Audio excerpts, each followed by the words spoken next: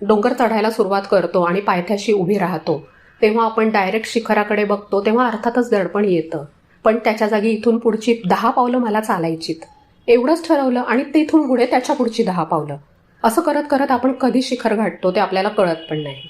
म्हणूनच स्वप्न मोठी बघू नका असं नाही, पण आपल्याकडे जो वेळ अवेलेबल आहे तेवढ्या वेळात आपण काय अचीव्ह करू शकतो तेवढं बघून तेवढं तरी पूर्ण करायचं त्या दिवसापुरतं.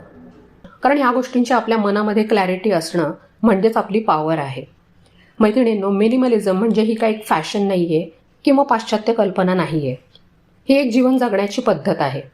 गोष्टी कमी असणं म्हणजे कमी अडथळे, कमी ताण आणि सगळ्यात महत्त्वाचं म्हणजे जास्त स्वातंत्र्य.